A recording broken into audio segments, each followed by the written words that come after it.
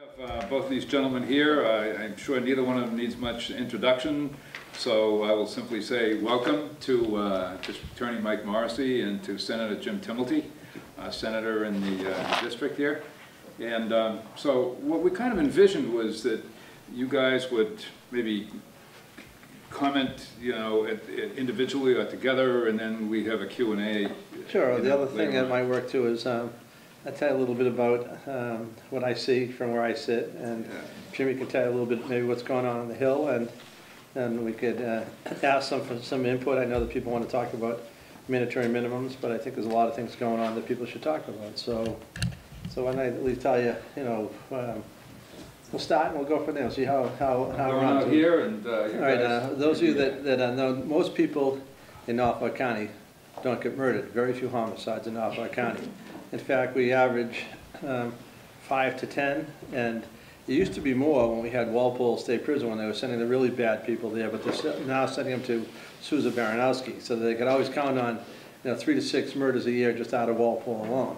And so I'm not saying we don't have our homicides, but it's a lot different than most other counties. Half the murders in the state are occur in Suffolk County in about 15% of the land area. Now, what do we have? I lose almost a person a week in a motor vehicle accident. And so a good percentage of those people, I think last year was like 48 or 49. It would be higher. Anybody here a nurse? Doctors, nurses, medical community? Well, all the fighting in Iraq and Afghanistan, and that happened after the Vietnam War, a lot of what they learn on the battlefield they bring back to the consumer. And so we're saving more and more people because of what they've learned on the battlefield. And we're able to get people to trauma centers in Providence and Boston. So, I mean, I usually ask the question, and even in the case of some of the homicides, I know it gets kind of difficult, but it says, you know, where did they take them? And if someone says Boston Medical Center, then you figure that the chances of surviving have gone up, you know, substantially. So the local hospitals and community hospitals are great, but they don't have some of the skills necessary in the very complex cases. And the motor vehicle accident cases, they've done a pretty good job of saving people, but the 40-odd cases, almost one a week that I see, high percentage of drug and alcohol related, would be much higher had it not been for the trauma centers.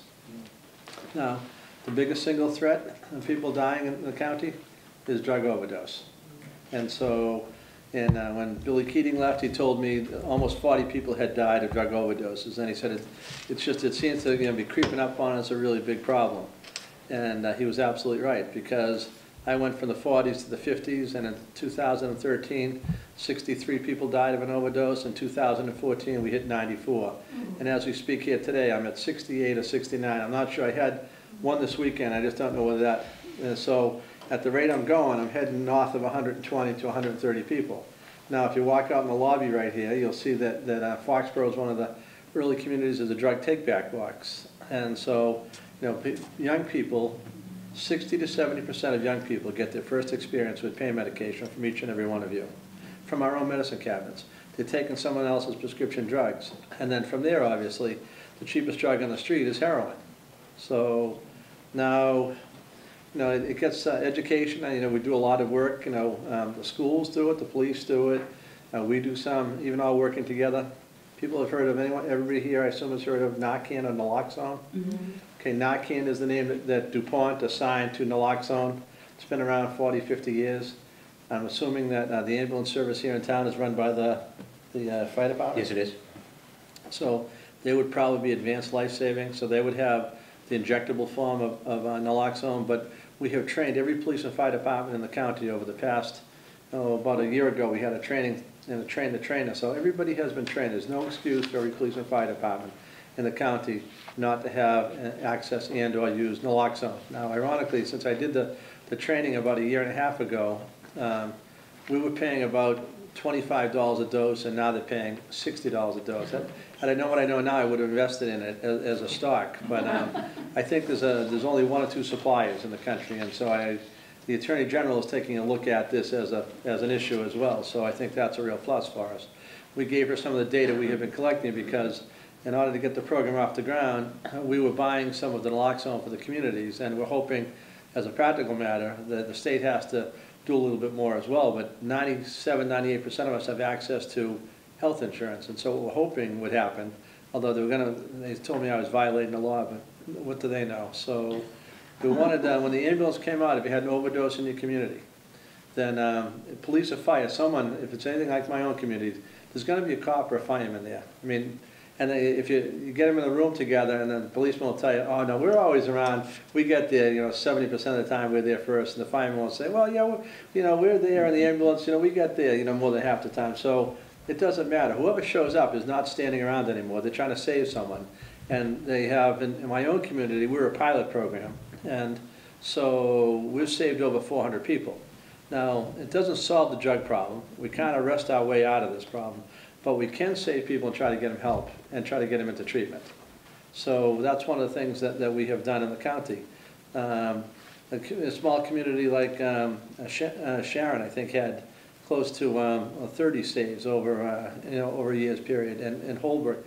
Some of the communities that border Brockton obviously face some unique challenges. Quincy is just a large community and borders Brockton, and so the Quincy's and Weymouth have a higher percentage. Stoughton has some issues, but people here have overdosed in town. They have also in Wellesley and in Dover and in Cohasset and in Brookline. It doesn't matter where you live, rich or poor, doesn't matter what your religious background, what your race is.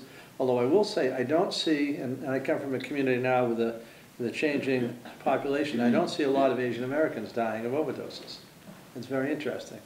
And so again, what is happening is that obviously the police, there's NORPAC, which is a group of communities in Norfolk County, which I think Foxborough participates in. It's kind of a communal form of investigative services. They band together and they'll have regional investigations, so Foxborough participates.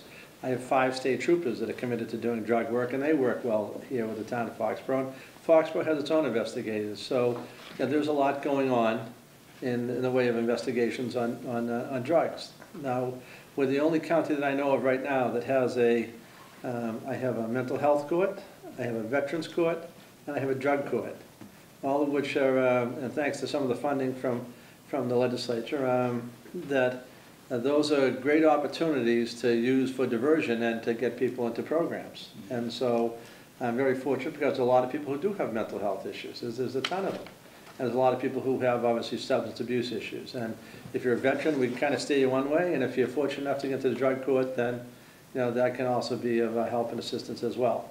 So I would suggest it's the largest single challenge I face. And the numbers I gave you, as a district attorney, that the troopers who work for me have to go out to if there's what they call an unattended death. If someone were to die in a home, not in the presence of a doctor, or if someone died at Gillette Stadium and they pronounce them dead at that location, they really have to wait for the state police to come out, work with the local police.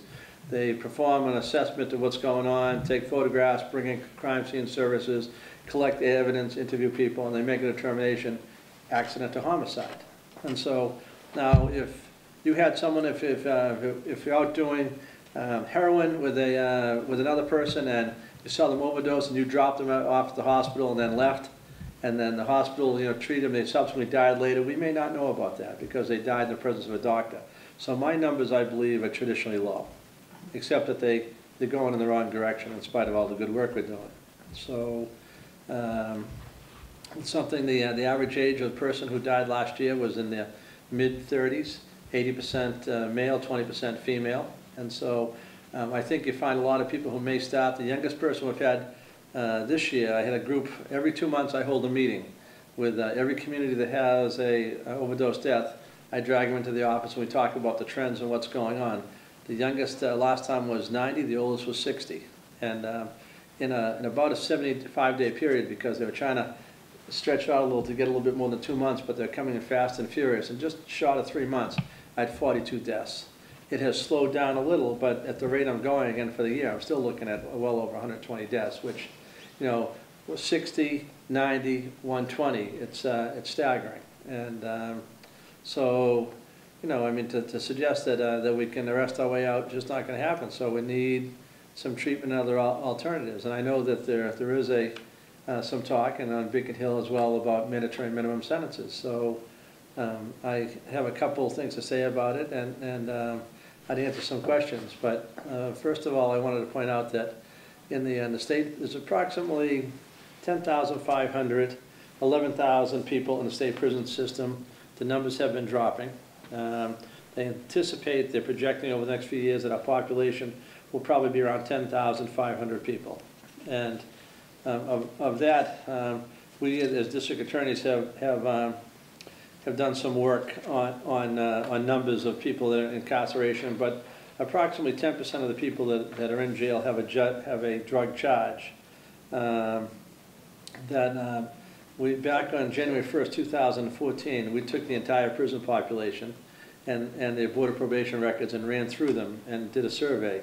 And there was approximately 1,467 people out of the almost 11,000 people in the state prison system. Now, with a drug charge. Now, that doesn't mean they just had a, quote, drug charge. That means they could have been there with a gun, with a home invasion, with a bank robbery, with a breaking and entering, with an assault. I mean, generally speaking, there's very few, and I won't say there's none, but there's very few people in the state prison system on just a drug charge alone. They're usually people who have some kind of violent offense. And you know, I was around in the legislature long enough to go through, and many of you have been active in the Democratic Party for a long time. Back in the 80s, when they put in the mandatory minimum sentences, particularly for drugs, it was to bring in some truth, some uniformity, some certainty, some transparency, so that the person who was sentenced in Quincy got the same sentence in Rentham, or close to it. And one of the things that I'm kind of surprised at, I know that Judge Gantz, who I respect a lot, is talking about giving judges the discretion.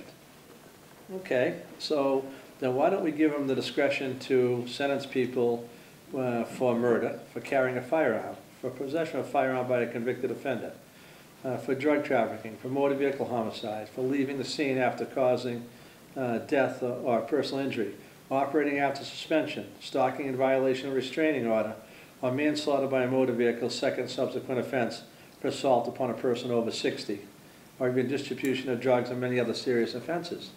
Well, the focus seems to be on mandatory minimum sentences for drugs, but that list of crime was only a partial list of statutes that carry a mandatory minimum. So doesn't rape and kidnapping.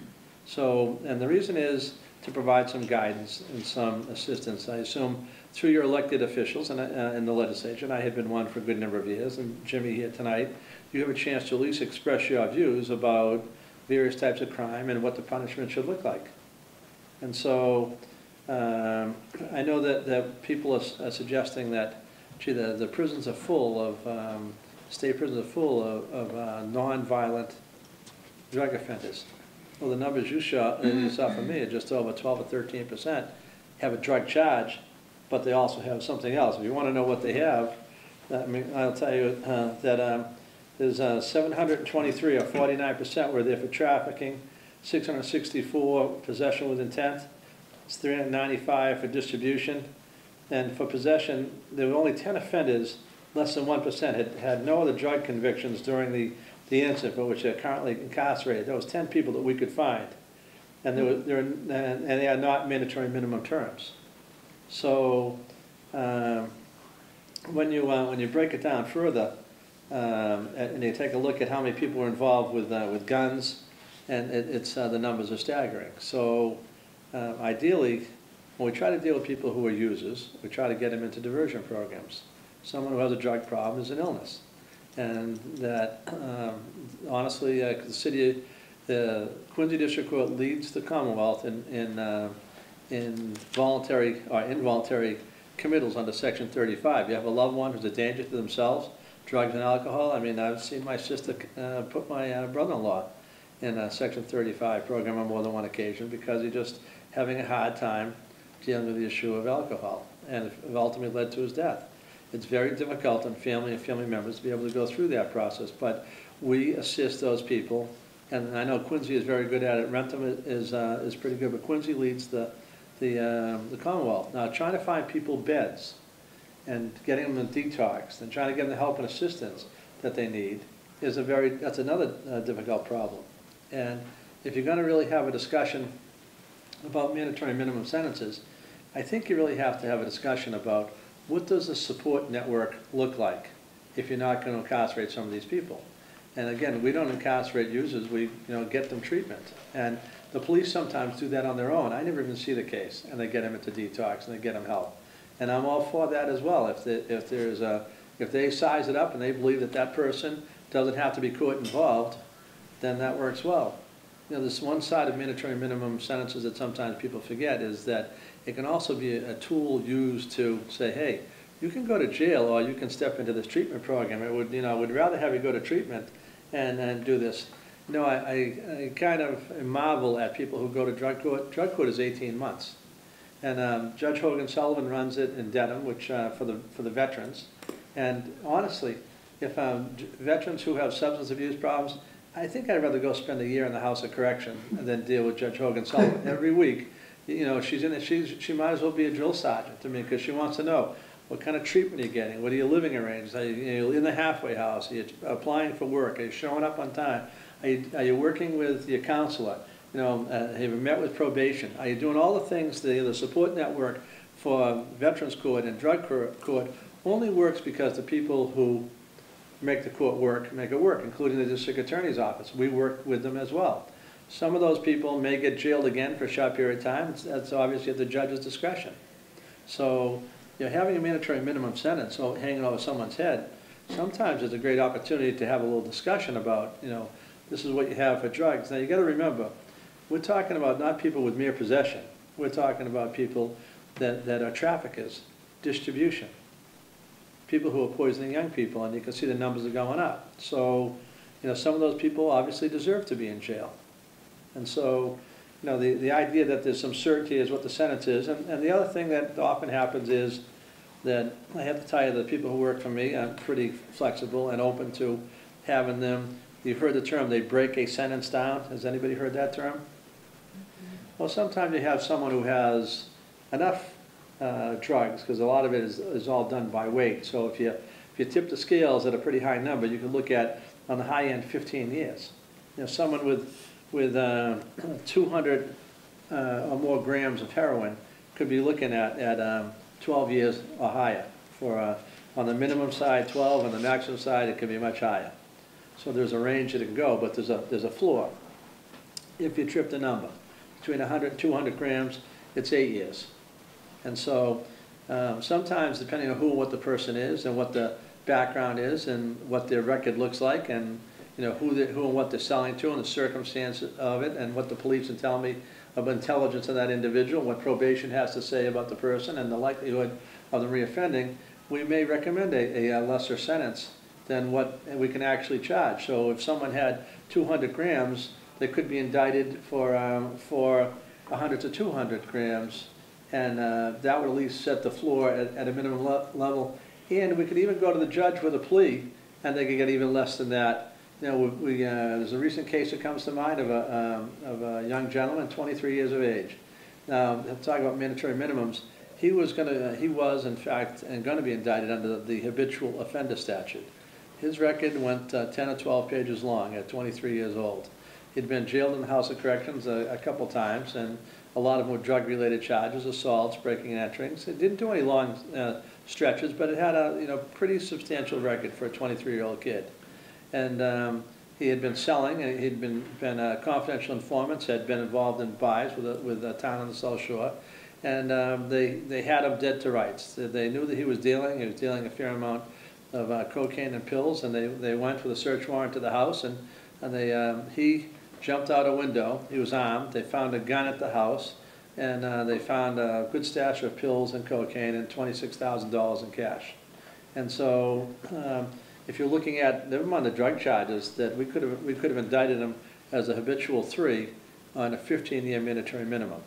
Most of us couldn't see putting a 23-year-old kid in the State House of Correction for that length of time, given the fact that a lot of petty stuff, but had some jail time, but hadn't learned, armed with a firearm, could have got killed, shot a cop, or done worse things.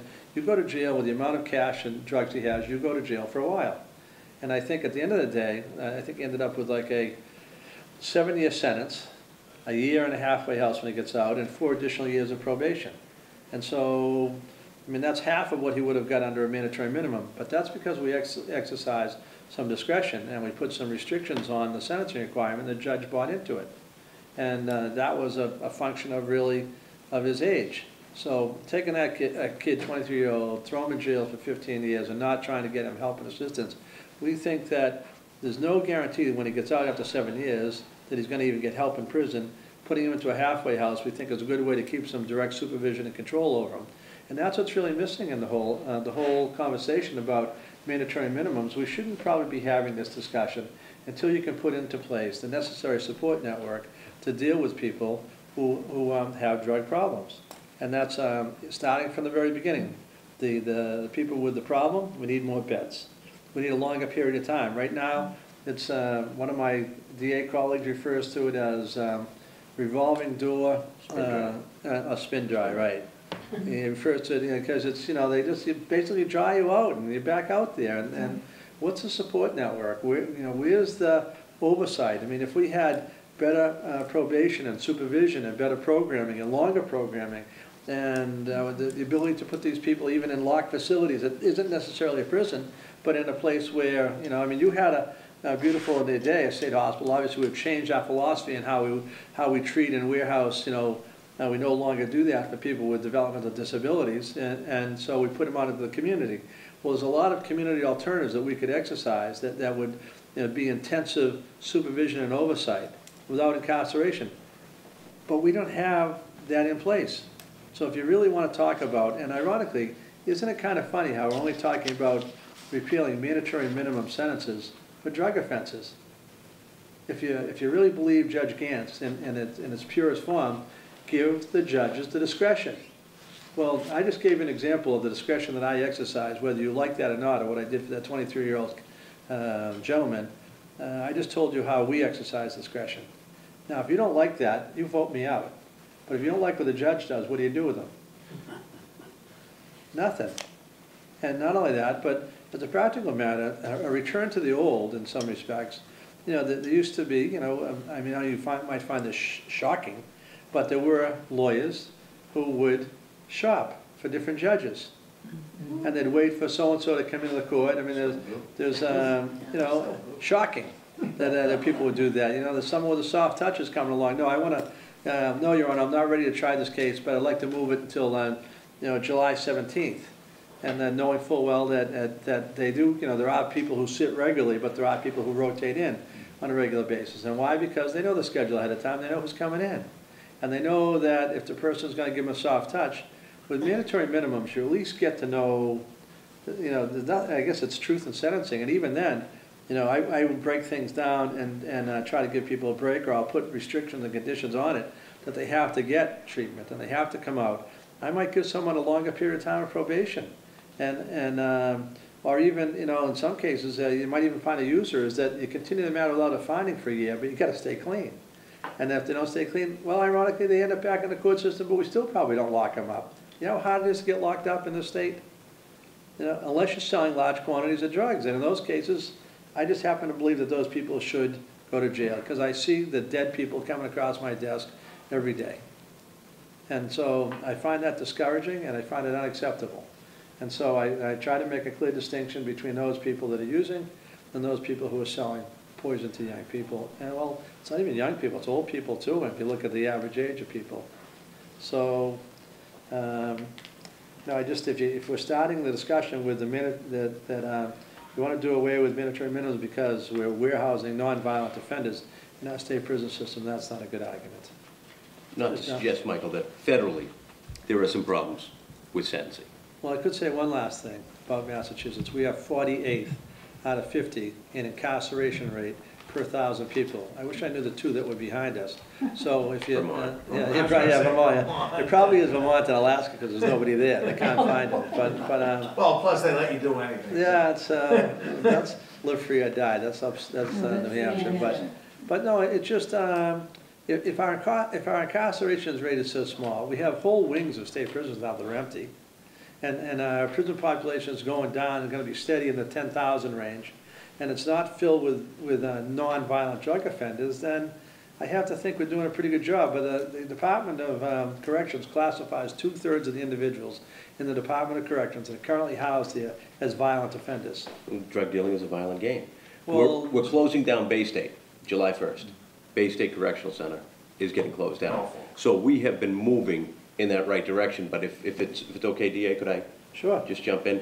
I was getting Thanks tired for- anyway, so. That was a wonderful soliloquy. I'm used to it. I benefited from it. Thanks very much for having me.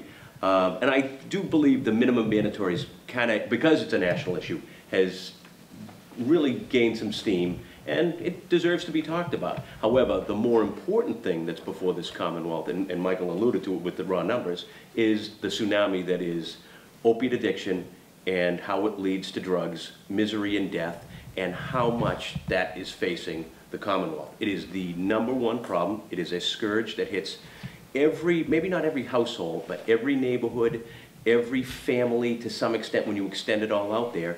And it's a life of misery and death. Drug dealing in and of itself is wrong, but it's also a very violent pastime. It is. With that money, there it is. But I got a year to spend on the OxyContin Commission in 2008 with Senator Steve Tolman. Yeah. Senator Steve Tolman, who did a fantastic job. We toured the state, and you would listen to the stories of the families who had been affected by a youngster who just experimented at the prom, or somebody who had suffered a sports injury and started to take, or was prescribed, OxyContin or oxycodone, which is, for all intents and purposes, it's synthetic heroin, and how quickly that leads down the path of addiction. Our numbers in the 09 report showed from the 05 budget, because that was the nearest one we could get everything tabulated, was that in our state budget, which might have been around $25 billion at the time, that I think $4.6 million was directly attributed to substance abuse and drug addiction. And that's a scary number, when about 22% of your budget is going to that. And of course, that incorporates the Department of Correction, Bureau of Substance Abuse Services, And mental health, and Mass Health also. I mean, that's a problem that we have to deal with. And the Mass Legislature has not been, has been ready to deal with that. We began, when I first was sworn in 2005, they created a mental health and substance abuse committee so that you could drill down on some of these issues that are before us. And subsequent to that, Senate President Murray and Senator Tolman, I mean, we worked on an omnibus bill about substance abuse services.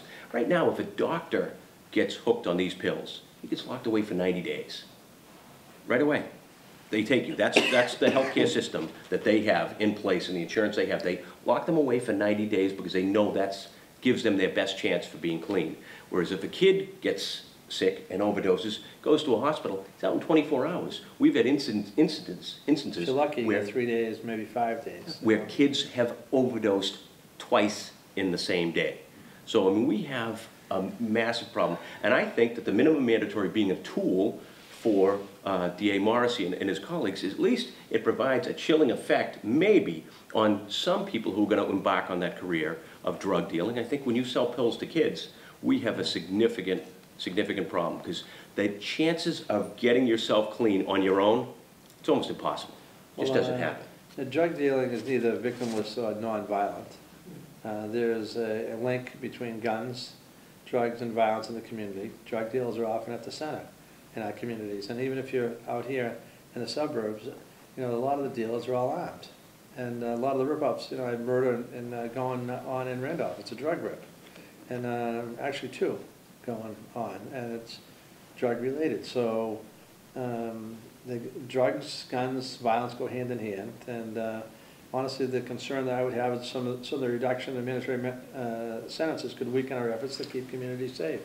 Now, there is another alternative, if you're really serious about this, is 2 things I would suggest. One is, well, if judges are really, quote, looking for the discretion, then let them put it in writing while they want to deviate from the mandatory minimums.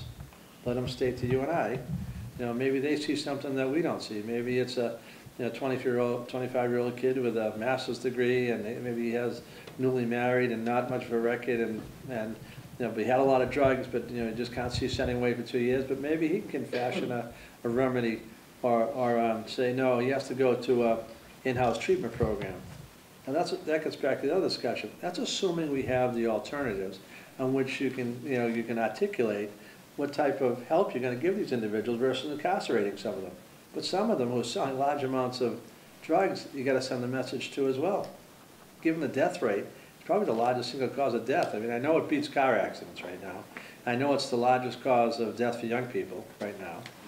And you know, when But one thing leads to another, right, Mike? I mean, the people who use become the dealers. some of the. I mean, I had a kid down the street here, and he ended up probably through your office because he ended up robbing 3 banks in Foxborough. One of them twice. And he was originally taken out on heroin. And like you say, 3 days later, he was back in the house. Well, again, people do get bailed, you know, and you try to get people help. Well, he wasn't even bailed because, you know, they treated heroin like it was, Well, the bank robberies, like you know, a that. disease, like he had a heart attack or something. Well, I mean, young kid doing that, I It mean. was afterwards they started robbing banks. Yeah, well, I guess the hardest part is, I don't dispute that some people who are users are selling small quantities to help support their habit. There's no doubt in my mind, and those are always the more difficult cases. But the people that have large amounts of drugs, that to me is pretty cut and dry. And some of the people are pretty cute because the sentences are structured on weight. That doesn't mean that they don't have a stash back at the house. And so, you know what it takes to get the trafficking weight for marijuana? You know how many pounds you need to be convicted of trafficking? 50. Now, you know 50 pounds. Yeah, 50 pounds. And it's Well, half the like police a officers size of, nowadays think marijuana is totally legal. well, Not that small use has been decriminalized, but it's actually legal. well, small use has been decriminalized. You can have up to, Decriminalized, but it's still not legal. well, you can pay a fine. And yet I've had police officers who would smell it and say, well, you know, that. Well, I mean, I have a couple of issues on that as well. I mean, that there are some uses for marijuana for people with medical conditions. There's no doubt in my mind. I saw a great show the other night about an extract they're making in Colorado called Charlotte's Web. But honestly, if it was really medication, then why doesn't the FDA regulate it? Well, you see what Colorado Supreme Court ruled today. No. They ruled that an employer could fire an employee who was using medical marijuana in Colorado, where it's legal. The state Supreme Court said unless it was legal federally and statewide, the employer could remove them. Well, we had an incident in a surrounding town where a young gentleman had I can't say too much about this, but I'll just say he had a medical marijuana card, and he was extracting the THC from the plants. Of course, he had 200 plants. And so he now changed it. The crime that he had committed was a misdemeanor by extracting the THC. He's now made it a felony, and he almost blew up the family's garage. So, I mean, there's, you know, there are problems. There's no doubt there are problems out there. Our biggest problem, honestly, is education and prevention, and trying to send the right word to people. And I'm not a prude about, you know, people using marijuana, but honestly, the younger you start using marijuana and alcohol, it's both, when you see the number of accidents that I'm facing, and car accidents, and a lot of them have substance abuse-related undertones, is that the younger you start during the brain development, the more problems there are. And soon you may be asked to see whether you want to legalize marijuana or not. Now, the marijuana of yesteryear, when some of us were younger in the 60s and 70s, it's now 8 to 10 times as strong. And the price of marijuana is between, they tell me, the state police tell me the wholesale price is between $3,000 and $6,000 to $8,000 for a pound of marijuana, depending upon the quality and grade. And so you know, the old days you could buy a pound of marijuana for $150. Now you're talking about, you know, 3, 4, 5 times what it costs. It's also 10 times as potent. And yet the cheapest drug on the street at $5 a bag is still heroin. Now the thing about heroin is, when we were younger, in the 60s and 70s, that's not you, Jimmy. And so, He wasn't around. So when you're looking at that, it was society looked at those people, and it was an urban back alley problem, and those are the junkies who were shooting up. And so people kind of wrote them off. And I'd probably, you know, I may have been part of that group, as many of you as well. I mean, there's bad people. Well, today the people that are using heroin are good people from good families. And so, who happen to, you know, just through an unfortunate set of circumstances, find themselves you know, using, whether it's, I've had my stepsister's son get injured in a college skiing accident, and now went through the pain medications, and when they're trying to cut him off, he's now in rehab for heroin.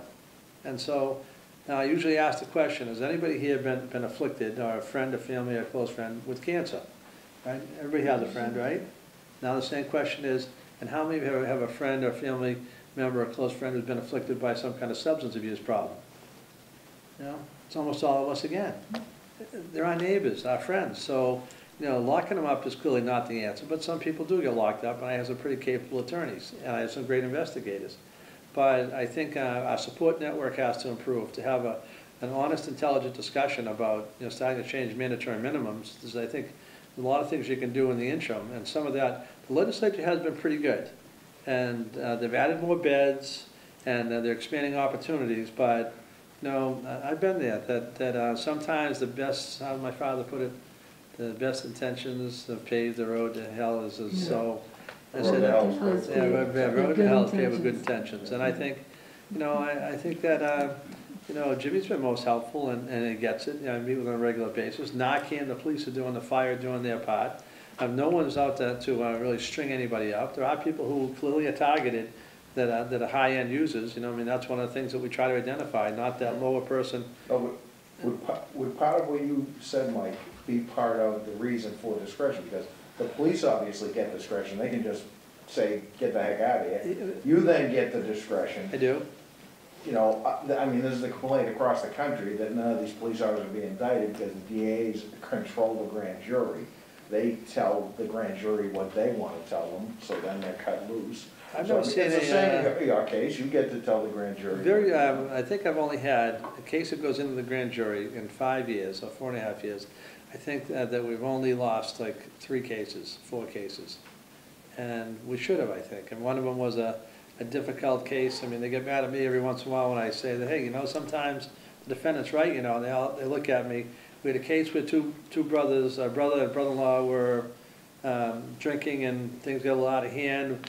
They end up in a fight. One puts the other one in a headlock. They both go down. One gets up.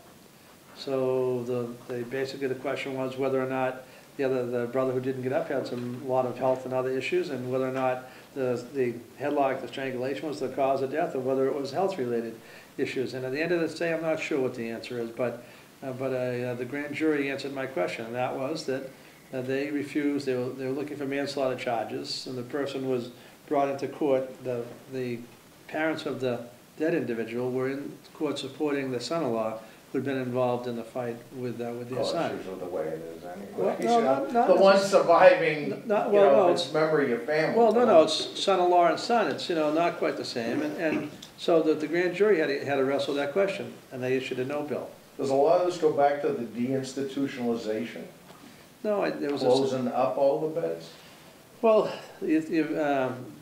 mental health is one issue, but I don't know that we've ever had the network in place that we need to deal with the drug problem. And to go along with the idea of heroin, young kids now, heroin is so strong, it's twice as strong as it was in the 60s and 70s, cut with fentanyl and other stuff. So you don't have to shoot it up anymore. Cheaper. Well, it's the same price, but twice as strong, so it's not changing. So it's the same price it was in '67. These is 1/10. It was $5 back then. That'd be like 50 cents. So it's actually cheap, but the problem we have is that they smoke it and snort it. You don't have to shoot it up, so they think it's okay. That's like taking your pain medication. Some doctor prescribed it, so yeah, it must be okay. Go ahead. You focused on the mental health court, the drug court, the veterans court. I think that's a great idea. Is that just in Norfolk County, or is it statewide? Or is a little bit of both. I mean, I think we lead the way, but other people now, are starting to add. Judge Hogan Sullivan, who was the leader in the veterans court, we're the first veterans court in New England. And so she has been tapped by the chief judge of the district court to be the head of the specialty courts. But I have to tell you, they honestly, they only work. You need the right judge. You need the right probation, officials. You need the right support network, and you need the right district attorneys, that work. And I handpick the people who work the courts because, they're compassionate, and they know what they're doing. They're people, and they're common sense. You mentioned that for those courts to work, you need the necessary support network. Now, if you could envision what that network should look like, what would you see? Well, for every person, they obviously have to evaluate them. So they take a look at what does the employment history look like? What does his training and background look like? What does his substance abuse history look like? What does his medical condition look like? What is his psychological profile? And what does his criminal history look like? So they go through the whole analysis of the individual, and they basically have, you know, little silos of groups of people. You know, they have people who can deal with post-traumatic stress. They have people who can deal with mental health issues. They have people who can deal with housing issues. They have people who can help with employment training and you know, job opportunities.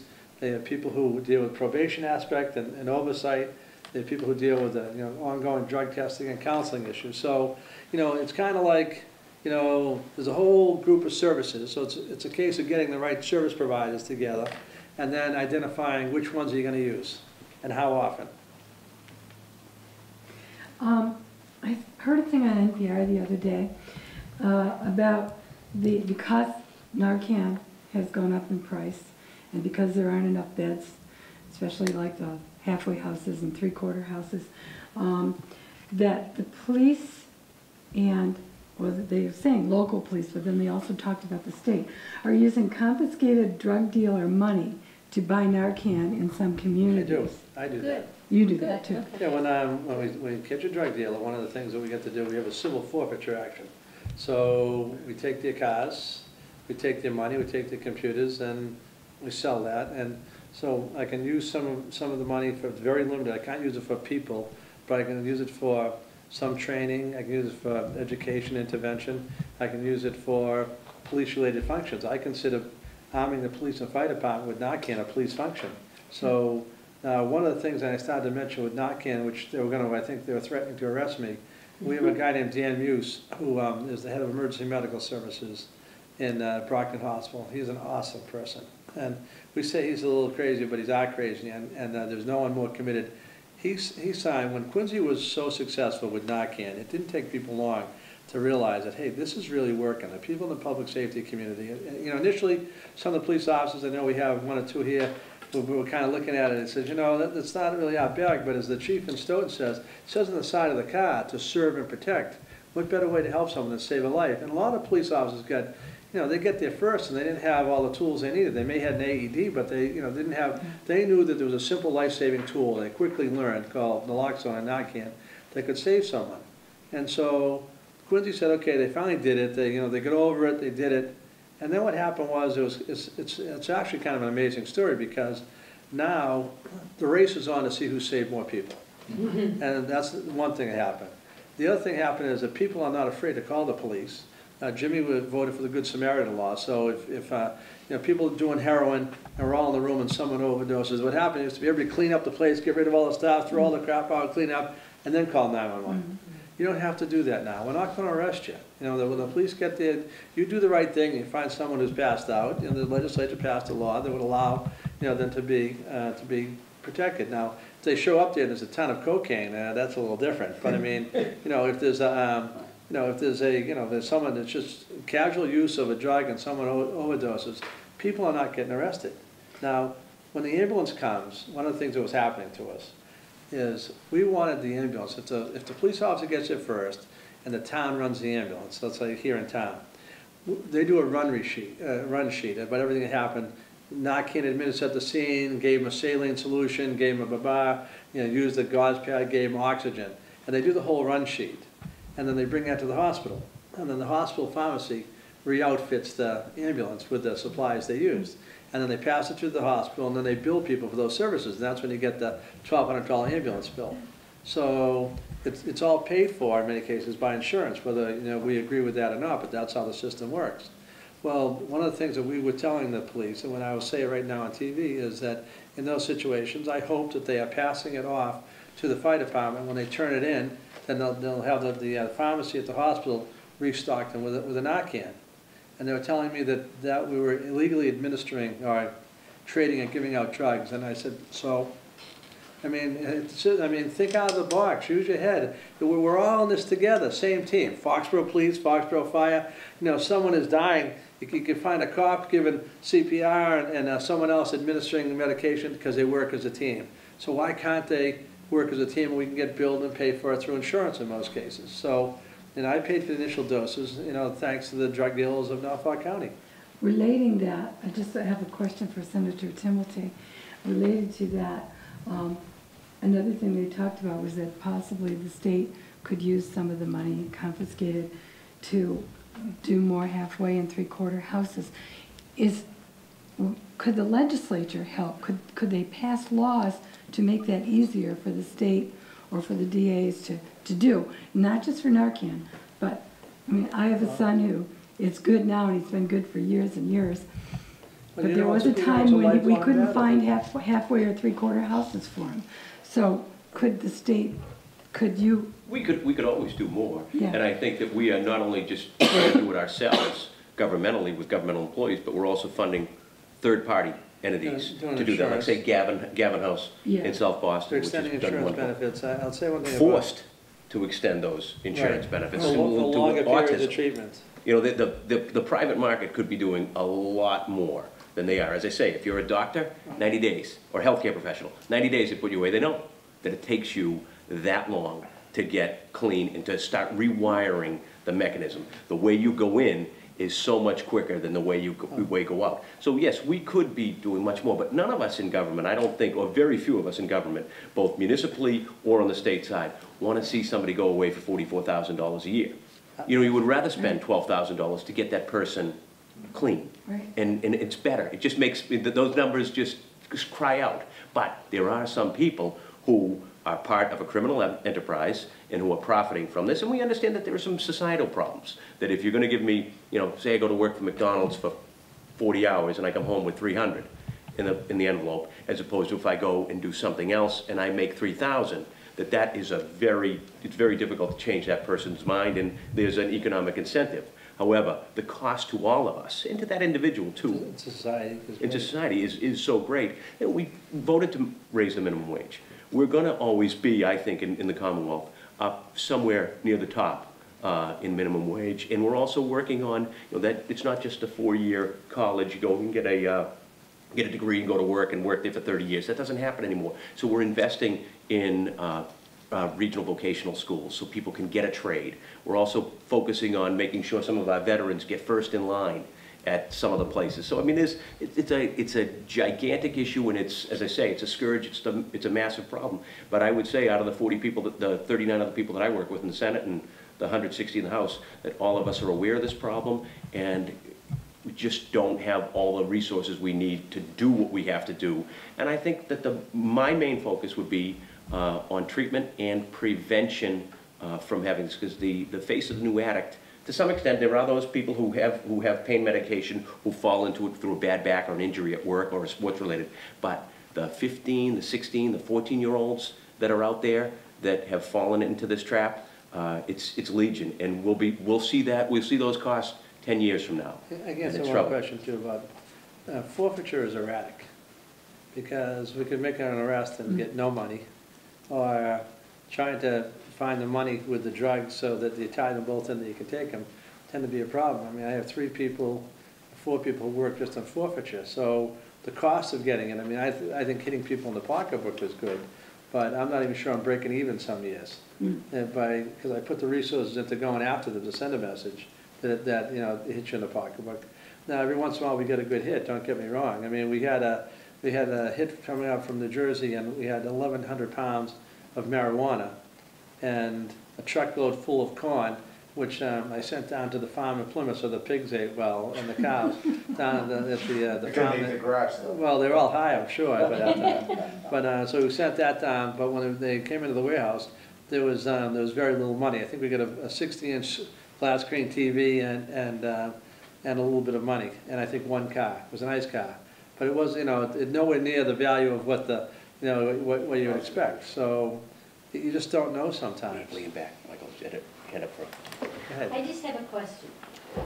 I just broke my wrist, and I stepped on a chair instead of the step stool. number one thing when you're over 50, you shouldn't do that. Well, the first thing I normally ask in my old days when I was a civil attorney, can we sue anybody? But My husband, he should have gotten me the step ladder, it's his fault. But anyway, my question is, I went in to the hospital and they did all this thing, and the first thing they gave me, pain medication. they gave me, I think it was called Percocet. Yes, it is. Okay, now, my question is, they didn't ask me, because I don't, well, I took the prescription, because I don't know why, they gave me 2 prescriptions and I walked out. I don't take pain meds, mostly because my body doesn't tolerate them, and I just throw up and really get crazy. So we got the prescription, and I took a half of one, just for whatever, because I needed it. But I've just put the rest of them over here. Sure, that's it. Oh, yeah, but my question, I didn't ask for that. We didn't discuss what I needed. They didn't discuss that my body doesn't take this. Maybe you could prescribe something else. But they prescribed what I think was a really heavy dose of something. Why do they do that? I mean, I know you're not a doctor, No, I can answer that. but because can't trust me, they start you off with something a little less? Couldn't agree with whatever happened to aspirin. You know, we're 5% of the world's population, and we're 95% of the pain medication But have you users. ever gotten doctors together or groups? Yes. I mean, I know you have, but have you really I'm the talked- only why DA are in the they country who doing has a it? pharmacist on staff. Huh? I have a pharmacist in the district attorney's office. We have 120 pharmacies in Norfolk County, 1,200 pharmacists, 600 work in the research, education side of things, 600 in the retail side. So I have I have 2 task forces. I have a medical, pharmacy prescription drug task force, and then I have a community coalition task force that deal with how to get word out to the people. Within the prescription drug task force, I have representatives of the boards of registration and the communities for doctors, dentists, nurses, and then pharmacists, and then I have police, fire, and some community representatives. I have representatives from the hospital community. So we have meetings every month with the prescription drug task force. Now, one of the things that we have done, and the chief here was part of the effort, is that we probably have 3 or 4 pharmacies in town. I wish I could tell you, trust me, if you think about it, you probably do. You've had more. When I was a kid, there was a lot more, but now it's just Walgreens, CVS, and Yeah, that's, so essentially one of the things, the legislature has supported what they call the prescription drug monitoring program. And there's a couple of issues with it. They're heading in the right direction. It's not real time.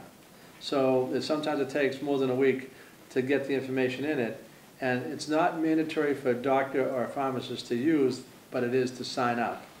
And so the participation of the pharmacies, we visited every single pharmacy, and of the 600 people who probably should have been registered, about 300 were registered, and we only increased the registration going door to door to every pharmacy with either the chief, myself, the pharmacist, and someone who's a community representative of the coalition, if there is one in town, to say, hey, you got to participate, because there's combinations of drugs that people clearly out there. The pharmacy has to participate? Sure, absolutely. Why not the doctor who prescribes it? Both, Okay. both ends. And the doctor should have known better than to give a person who has a long history of drug abuse, should have looked at the prescription, or there's certain combination of drugs, that gabapentin right now. I'm in a fight with the state to put that onto the schedule. Gabapentin is a drug for seizure disorders, also known as Lycor, and there's another name for it. It gives you a little euphoria and high. It gives you a little boost when you're taking heroin. And with more and more cases of overdose, we're finding out the person was on gabapentin. And so we want to move it into the scheduled column. Doesn't mean you can't sell it or can't use it, but tell the doctors what's going on as a telltale sign. You could be taking gabapentin and employees don't test for it. You could be high as a kite, but it's not a drug that people test for. So that's, issues like that we're dealing with on a weekly, monthly basis. And then the other thing is they want to deal with insurers, and we have insurers in this group as well. Now, it's one thing when you went in, maybe to give you 2 or 3 days of a pain medication, and say, hey, go back and see your primary physician after the surgeon operates on you and you're well on your way. Here's 3 days worth of pain medication, but don't charge you a $30 copay. Charge you a $5 copay for the 6 pills they're giving you. Yeah. And what happens is those pills, which you just did the right thing, dumping them in the cabinet. Now, my wife I have grandkids getting older. Absolutely. My wife had 2 wisdom teeth taken out, and I gave her, like a 30-day supply of Vicodin. She didn't fill it. And of course, as she says, she looks at me and said, if men had to have babies, there wouldn't be any in this world, because she has a high tolerance for pain. Yeah. And so we have to, you know what doctors get most of their education on pain medication? The drug manual, the Drug manufacturers, absolutely. And so one of the things we have to do is increase their knowledge and experience with pain medication.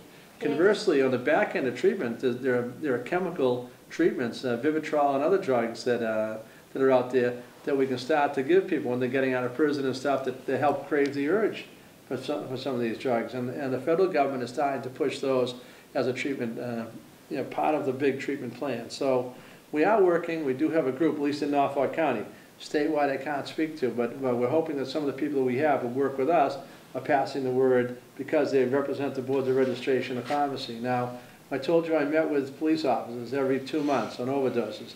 We run the prescription drug monitoring program. We take a look at it. If we find a series of drugs that just don't add up, that someone shouldn't have given this person certain drugs and they're overdosing on heroin, we have referred over 30 doctors to the Board of Registration of Medicine. I'm not telling you they've done anything illegal, but I'm telling you that their standard of practice has to be taken a look at by their peers. You just have to stop and pay attention, but I just want to say, I got a 30-day, I don't know, 20 days, I don't know how many I got, 20 days or something worth of these drugs.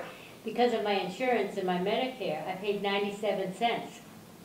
Now, you want to know what you just threw out?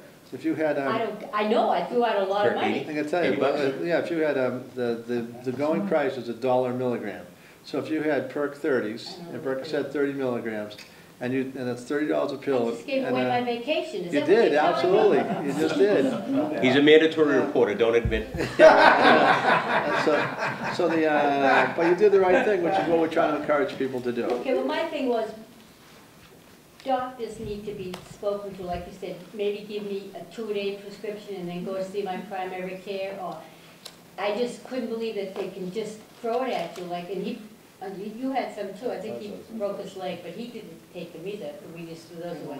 But I just don't understand, they send them out like candy. The medical society is waking up, and so one of these days someone's going to sue them. I'm looking for the right case, trust me. I know enough people in the civil world that, no, not that. I want to find that some doctor clearly violated principles of practice and did all the wrong thing and should have seen the warning signs. I mean, you got to stop and talk to the patient, and you got to find out what's going on. And then you got to take a look at, Dr. Muse, one of the things that he's advocating for, he wants to put on the prescription drug monitoring program, if you've ever been convicted of a drug offense, and not that he's going to stop you from getting medication, but he just wants the doctor to know that this person has in the past had a conviction for heroin or cocaine or pills, and so just be aware that this may be a problem for this individual. Provide them with the knowledge and the information they need to make more intelligent decision-making about your medical care. They might not be hand in hand, but if you take a look, you'd say from 95 or whenever it was that 97 Percocets came out. OxyContin around the same time. Yeah, Oxygen 97. And you look at there's a great book called, ironically, Painkiller.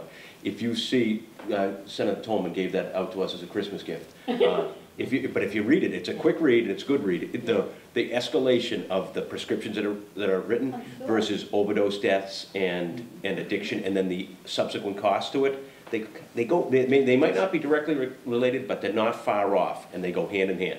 Can I just make one more point? Sure. And I know you probably can't answer this. You were talking about we don't have enough beds, and I know we don't. But my thing is, if you're closing down Norfolk, or is it Bay State? Or Bay State. Bay State. July 1st. So I don't know how old the building is, and I don't know what kind of repair. It's in very good shape. Why aren't we using that in some form or fashion for a 6-month place for people to stay? Maybe not locked in, but There's some idea of a repurpose for that, and that would be probably number one. The problem is, no offense, the state takes maybe 20 years, and by then the building they'll come back and say it's not up to code and we can't use it. We've got to wait well, certainly that's been the past practice, but we've got to wait for them to fail before we punish them. I'm thinking about those sort of buildings. They're closing a school in North Attleboro because they have too many, I guess.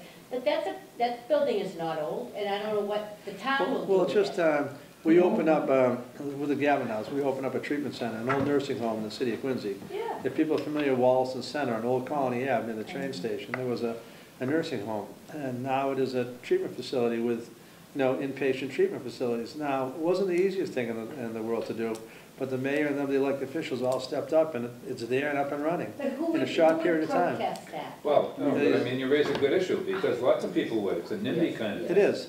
Well, they've Okay, already because got they think prisons over crime there. and violence. Well, that's no, what for they that, think. for saying versus using the prison, no one No, I was thinking of the should. school. Oh, There's yeah. Attleboro. Oh, okay, Well, no, that's the where school, school the is, school, people if you would had, protest the school would be, arguably be a problem. Well, yeah. maybe it'd be for a different purpose, but a state. Well, down in purpose. Quincy, they do it everywhere for condos. I know, well, there's not much land left. Well, anyway, that, I've always thought about that. Why can't we reuse these buildings that just, they stop using for any number of reasons? Oh, just a couple more things to leave you to think about. In hard numbers, very few defendants in Massachusetts received mandatory sentences. And the Mass Sentencing Commission did a report for 2012. It was published in 2014, and said there was 40,909 defendants convicted of crimes in the Commonwealth in the fiscal year 2012. So that would have been July 1st, 2012 to June 30th, 2013. And of those, 5,334 were governing drug offenses. 13% of all convictions were drug offenses. Of the 5,334 drug offenses, 592, approximately 11% of all drug convictions, were for minimum mandatory offenses.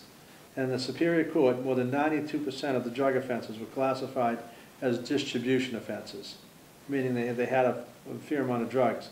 3% were classified as possession offenses, and more than likely they had a long history to get that far. And less than 5% were not assigned to either category. So, when I looked at one of the misnomers is the Department of Correction categorizes all drug offenses as nonviolent. But, and I told you we had 1,467 people that we personally looked at, people who work for the district attorneys, went through each and every one of them. 298, or 20% of those serving on a lead drug offense, had accompanied charges involving firearms or violence. 1,071 of the offenders, or 73%, had a history of violence and firearms. 60% had a history of violating probation. A lesser sentences may have been imposed, but after repeatedly violating probation, the offender ended up getting incarcerated. And so, in summary, minimum mandatory sentences for drug offenses account for really a tiny fraction of all the prison terms imposed in Massachusetts. But that doesn't say, they affect drug traffickers, not drug users, but we need more help. I mean, if we're honestly going to have the discussion that my friends in the legislature are having right now, I personally think it's a little premature given the status of the support network, which doesn't exist. The one thing that I see in common with people on all sides of this issue is the desire to get people into treatment and to treat it as something other than, the average person, a non-criminal type person, to treat it as a disease and to do that. But I'm trying to envision how you get all those. It's like jumping off the merry-go-round. How do you get all those components that you need to have in order to get that infrastructure in place? And when you think about what stands in the way of it, first of all, it's not going to be a priority probably for the average citizen. They're going to want to spend the money some other way. Two, they're going to be fiefdoms you have to overcome. Because it sounds to me, to some of the stuff you said, Mike, it needs to be coordinated. You have to make determinations. Where's the emphasis go for this individual, that individual? The individual has to want to help. Well, the largest detox we have in the county, does anybody know what it is? I can't hear you. The largest detox. Do you know what the largest detox we have in Sheriff Norfolk Mike? County? Okay? Okay. No. Sheriff Mike. Bellotti. The jail. Yeah. Forced There it is. forced detox. I mean, that's the largest detox. Now, the You should have sheriff, had him here tonight. well, no, the sheriff is in favor, I think, of some changes to mandatory minimums, but he could also use, his population has dropped down as well. I mean, he's not as full as he used to be, but he needs probably more help for more specialized programs and help. The biggest thing is the aftercare. When you end up in jail, in a locked facility, in an unlocked facility, I mean, you guys know personally how this is a lifelong battle for most people. Mm-hmm. And so just touching them for a period of weeks or months is not enough. And some of these people, obviously, if you're not going to incarcerate, we can save money. Incarceration is 40, 50, 60,000 a person. We can save money, but like everything else, you got to invest money to save money. And I'm not sure letting some of these people, you know, at the end of the day, I'm not sure that I'm a big proponent of letting people who are selling poison to young people get off without a prison sentence. If I may, Michael, jump in. 05, 06, 07, we were making great strides. And then 08, the meltdown, 09, where we were not only what we had budgeted, we were taking it back because of what had happened. So we did have, you know, there has been a gap, and that happens. There's an ebb and flow, not because there's not a willingness, because occasionally there's not the resources. But probation does not have, and appropriately so, a good reputation around the Commonwealth. But probation in the last 18 months or so has really done some smart and excellent things about monitoring and keeping track. So there is a will and there's a way for our judicial system, and you see it here with D.A. Morrissey, that we don't want to send you away if we don't have to. We don't want you to offend, but when you offend, we have to deal with you, but we will give you a way out to not be incarcerated, because we don't want to spend the $44,000 on you. We can spend much less. And probation is working that way, and they've come in to meet with me as the chair of public safety and talk about where they've been progressing and the investments we need to make in them. I got to narrow it down a little bit more. Some probation, some courts are absolutely terrific, and other courts are abysmal. And that's some of the cases in Norfolk County. And I would tell you, there are some cases where we could indict someone, and we know that the sentence at the end of the day is going to be the same if you keep it in the district court or if it goes into the Superior Court. With mandatory minimum sentencing, the sentencing structure is the same. But probation, for instance, in Quincy, is much more aggressive, and they work with you, and they'll follow you, and they'll make you do what you're supposed to do. So, some of the decisions that I'm forced to make, and the people who work for me that are on the indictment committee, we look at that. And so probation needs, they need some help. 30 years writing them, 5 years enforcing them. He doesn't have the same idealism, maybe, as I might. Well, I get a little, cynical when I see, how some of them operate. I mean, it's just because I see it every day, so. So certain district courts, you're saying? Well, I think the district courts. Are they understaffed? Or? District courts tend to be better than Superior Court. That's enough. That's all I have to say on TV about that subject. Gentlemen not having spoken. Is there a lot of plea bargaining, like to lessen the charges, to avoid the minimum, the sure, mandatory there's some. charging? I mean, that's, I guess, some it starts with, we talk about the police have obviously some discretion, cases I may not see. Or we may get a case in and we'll talk with the police and we'll talk to the attorney for the defendant and see whether or not, there's some middle ground. One of the advantages of having a plea is that there's no appeal, because you waive your right to appeal when you take a plea.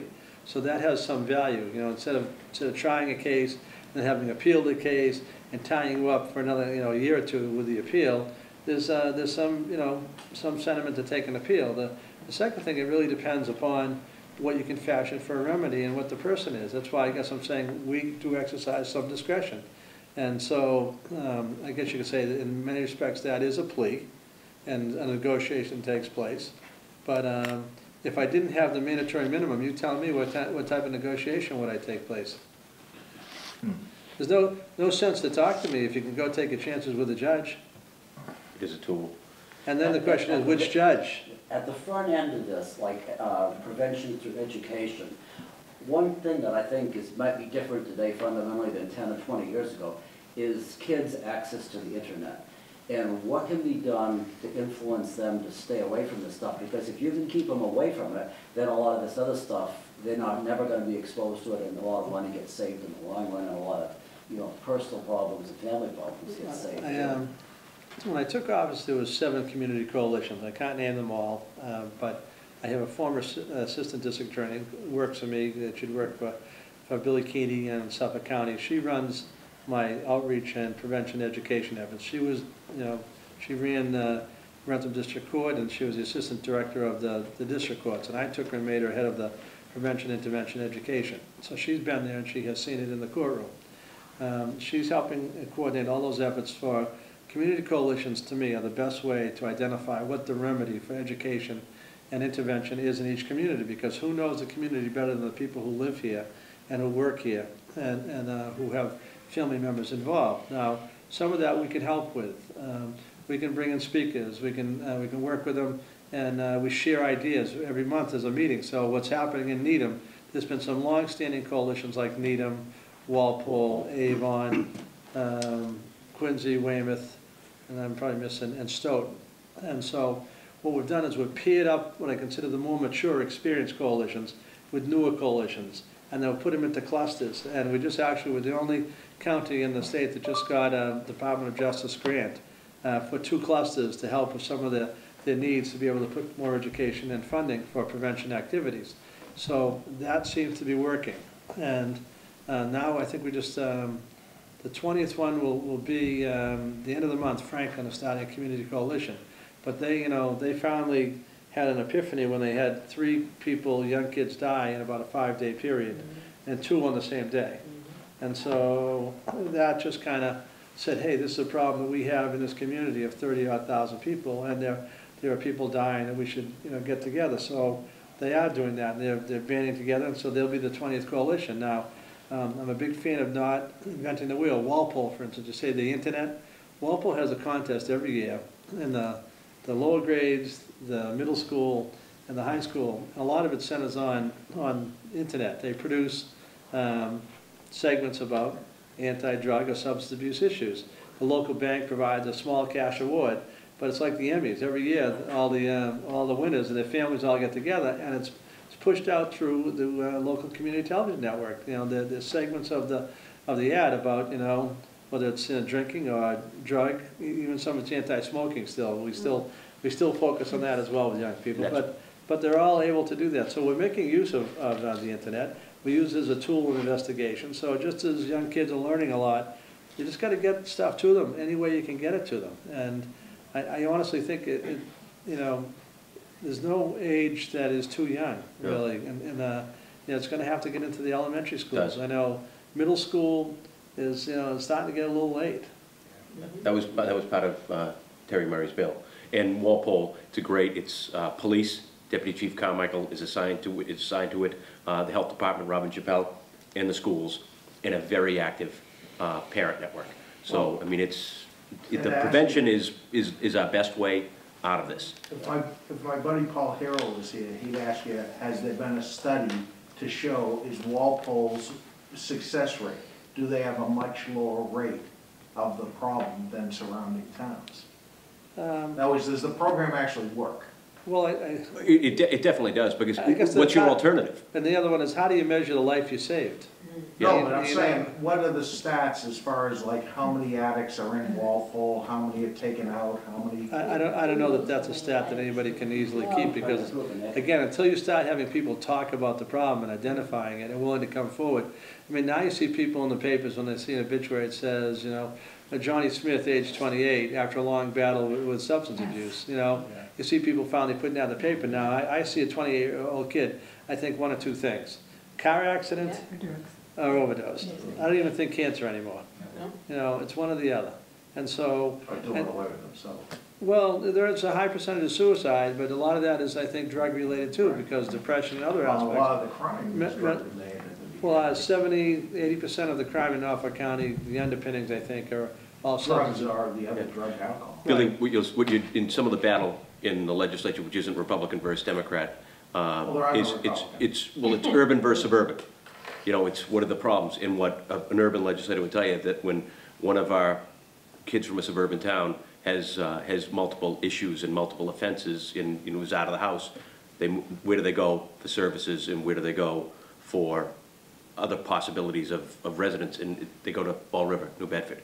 So I mean, empirically, I don't know that you're going to be able to get your hands around it, but I think that... Well, it's like when he said about Santa Medical Center, which used to be Boston City Hospital. If somebody's about to die in a Faulkner, they would send to City Hospital. So their stats look better. Well, I think the problem is simply, it's not an easy... I can quantify how many people are dead. That's easy. And I can tell you my numbers are low. And I can quantify now, because of the use of naloxone and Narcan, I can tell you how many saves the police and fire have had in each community, because we're collecting that data. So, but the saves versus, deaths, I mean, that's one way we can measure, what's going on. And we are doing that, because we think that's one of the few statistics that how many times you administering this is probably an indication of how big a problem you have, never mind how many deaths you have.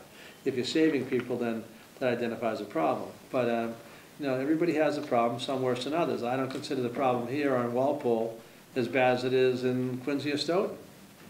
In I don't think there's one right way, because there's so many individuals. And No, if you take that's a look the at tough what thing, Jim. Gloucester It is PD. tough to figure out what is the solution. I mean, the solution isn't just saying no. Yeah. No, That's- We know that's that, not- but the best schools have the most active parents involved. Right. I mean, that's the key. Gloucester's problem is centered around the fishing industry, as is New Bedford. They have a high percentage of drug and alcohol use. I mean, I think my proximity to Boston and the MBTA and the large urban area is probably one of the reasons why. I mean, I think the people that die in Quincy aren't all Quincy people, but, Foxborough people come to Quincy too, you know what I mean? And that's, Say yes to that. yeah. Way back there, jump in. I just have a question. First of all, you don't know how many people are home taking drugs this minute, because it's not like people advertise, I'm an addict and I haven't died yet. So you'll never know until it dies.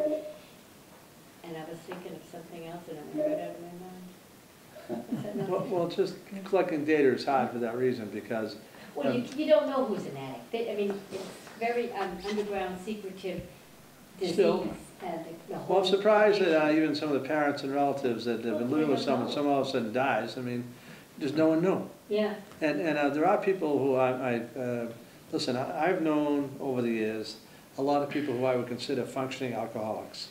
And that they're able to get up, they go to work every day, they get through the day, and at the end of the day, they're back drinking again.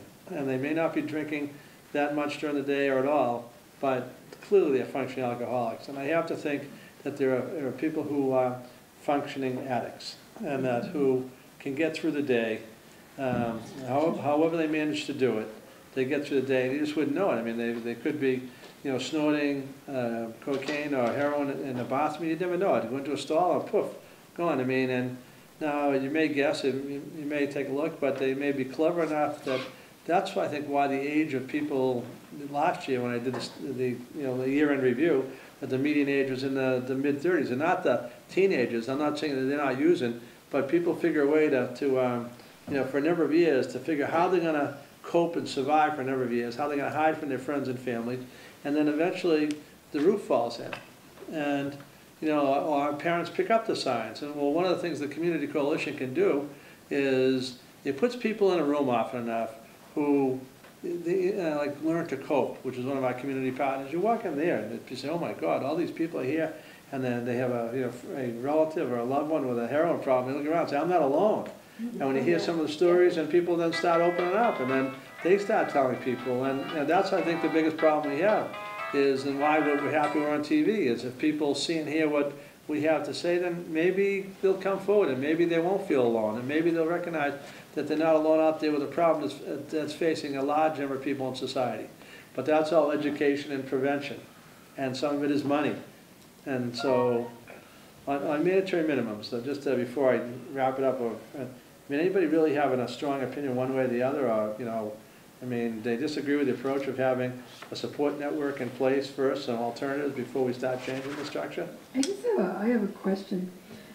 You said that mandatory sentences provide guidance to judges about how to. Well, it tells them what the limitations are, okay, So they can't.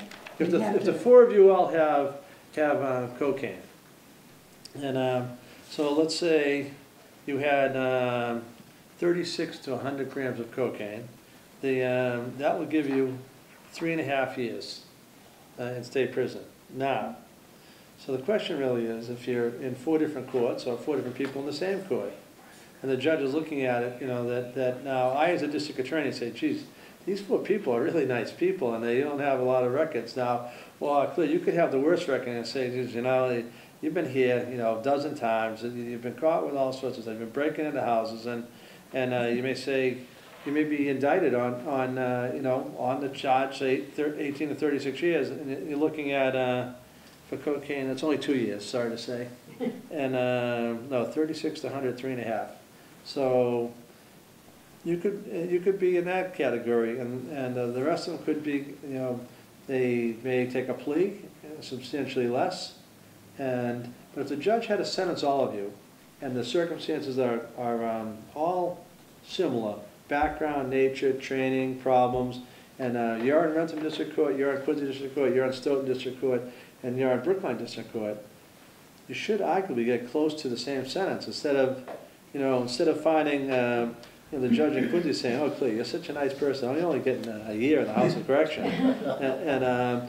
So it gives you some certainty, but that doesn't mean that there is not a lot of stuff that takes place prior to that as well, at least in Norfolk County.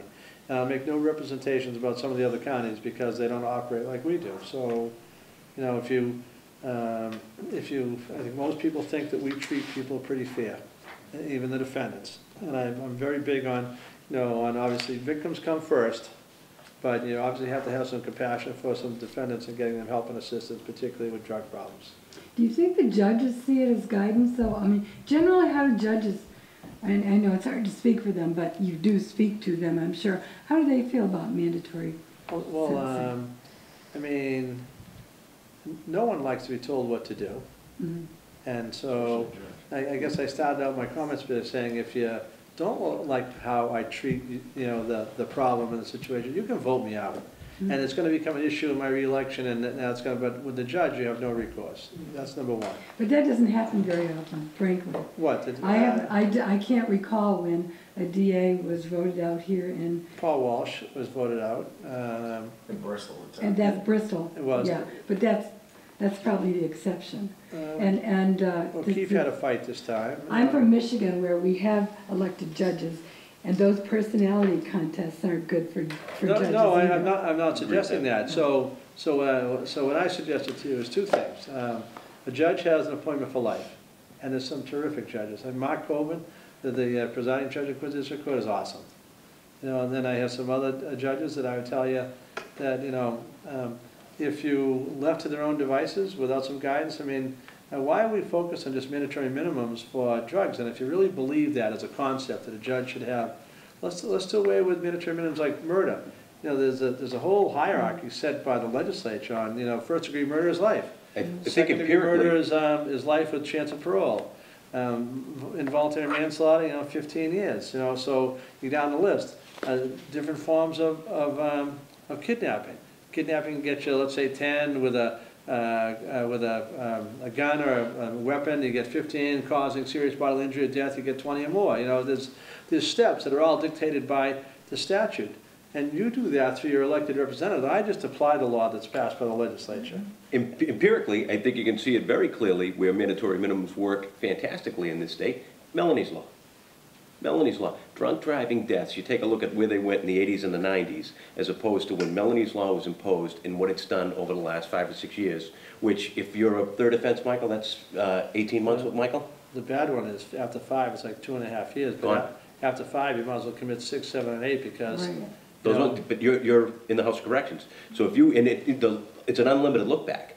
So if you get third offense, you're doing certainly 15 months with Sheriff Pilati in Norfolk, and drunk driving deaths have gone down, and the evidence supports that. And why did Melanie's Law come in? Because there were certain judges that give you a soft touch and didn't think that driving under the influence was a big problem, and so that's the judge that the defendant wanted to see, and they knew who it was, and so, and I'm not telling you that that they're good public policy. Well, it's the way it's been used. It's a way that you as individuals get to at least interject some public policy, which is why the legislature is having the debate in the first place on mandatory minimums. I just wish it wasn't limited to drugs alone, or if you really want to try the experiment, then let the judge explain. Leave the mandatory minimums in place. And if you want to deviate from it, then make a written finding. It's put some of the bad guys away, the habitual drunk drivers who put a lot of people at risk, but it's also provided a chilling effect on behavior. And I think it has, by and large, I don't think there's many people that would argue that Melanie's Law has not legislatively and judicially, societally worked. Mike, to get back to your original question about, how do people feel about the mandatory sentencing? I have mixed feelings about it. So it's very interesting to hear you guys, talk about this tonight, and particularly For example, you know, using it to get people into treatment, that sort of thing. We do. Yeah, no, I'm just going back to one of the things you said. But the other thing that's tricky is, just as judges differ as judges, district attorneys differ as district attorneys. They do. So, and I think I just heard you say, and based on what you said tonight, I think, probably, even if you weren't trying to say it, that's my impression, you're more enlightened and progressive in how you deal with this than some other people might be right here in the Commonwealth. I like to think that's a fair statement, but, but the answer is, you know, I think having two things. I didn't come up in the criminal justice system, and so I don't have blinders on about you know, being a prosecutor. Now, that probably went against me when I ran for the job, but then again, when I ran for the job, there wasn't anybody who would ever run a law firm. And I left at the time, like... I thought it was a plus when I voted for you. Well, thank you. I think it also is a plus because of some of the things that we do in education, prevention, and all the various groups we have. I mean, I honestly think that in many areas, my friend out west, but he's a soft sell. You'd like him as well because he represents Northampton and Amherst. And affectionately known, because I went to UMass, as Happy Valley. He has a very, very liberal constituency, and he's very, you know, progressive on his treatment. So I think you find, you know, different types of people in their approach could vary from county to Can I county. include Suffolk County in that group? He's okay, but if I had the problems he had, you know, that's a different question. You know what I mean? I mean, he has half the murders and I don't. You know what I mean? So. My problem is drugs, and then if I would say to Danny Conley, and ironically, you know, if you would say to Danny, I mean, how many people died of drug overdoses, and he'd look at you, I think, and say, I mean, wonder how many people have been killed today, you know, or shot at, you know, he can tell you that. But how many people, you know, there's priorities based upon the setting in which you find yourself in. So in some cases, it's not a fair question, but, you know, here in this county, obviously, I answer to you, so I think it's a fair question. I think that there's some things that we could be doing and doing better. And I think the legislature, honestly, you know, Jimmy's been most helpful with some of the programs, but I think they could move a little bit quicker. If they really want to have this debate, and that's the fight, I think we as district attorneys versus some of the members of the legislature are probably going to have a different view of the world, is put up or shut up. I mean, you can't just say, well, we're going to save all this money, and then we're going to create the programs. No. Create the programs, and then see whether we can make it work. And then, you know, then give the judges the discretion to deviate from the sentencing structure, because, you know, I gave you just a partial litany of some of the cases, you know, that where mandatory minimum for murder, firearm, possession of a firearm by a convicted offender, drug trafficking, motor vehicle homicide, leaving the scene after causing death or personal injury, operating after suspension, stalking in violation of restraining order. It goes on and on. You know. I try to get you wiretaps. Well, that's, well. Are they illegal or illegal? Well, no, it's Very restrictive. Very restrictive. And when was the last time you guys ever heard the term Cosa Nostra and mob? You know, I mean, right? So you're not even old enough to know what that is. The good old days. The good old days. When we had Julo just died. It's not Mothers what it and is. fathers and times. Okay, so in Massachusetts they have ruled that wiretaps can only be used in cases involving organized crime. I can't tell you the last time there has been a crime involving organized crime in Norfolk County. And then the other thing that happens. But under the RICO, isn't everybody in organized We don't have crime? that. The feds do that. That's, you're thinking you're confusing the systems. They're much more broader in their view of the world. So because of a court decision, we have asked the legislature to allow us to use a wiretap. And I have to say this, I always thought it was like CSI, because not having been a long time criminal practice, you know, I say, oh, all these guys just go get a wiretap. It is so hard to get a wiretap and so expensive to get a wiretap that you probably wouldn't want to do one unless you had the right case. And in order to convince a judge to give you permission to do one, you have to exercise all your other forms of discovery, including search warrants and other aspects of the case. So you have, it's like the end of the road. And now we wanted to, and Jimmy Glass, because he's helped, we wanted to have them allow us to use wiretaps in cases involving homicide, drugs, gangs, and I think human trafficking was the other one. Because, you know, you find with the internet, you find a lot of young women being traded online in the sex trade, and it's the only way that we can, you know, really, I think, make a dent in that. So the fear of some of my former colleagues in the legislature was that they were going to use it against them. The feds have used it against elected officials, but We don't, and we weren't looking for any kind of a white collar aspect of it. All we wanted was, guns, drugs, and murder, gangs. Now, gangs are not considered organized crime. They should be, but that's not, the courts have not determined them to be organized crime. And that they function just like organized crime, because there's usually some kind of financial motive, there's a hierarchy, lieutenants and others, and there's some kind of a profit motive usually, whether it's drugs in particular, attract high numbers of gangs. That's not organized crime. So Jimmy just do that to pull my tail a little, because he knows how hard we're trying to change people's mind on this. And I'm with you. Thank you all for the invitation. Thanks very much.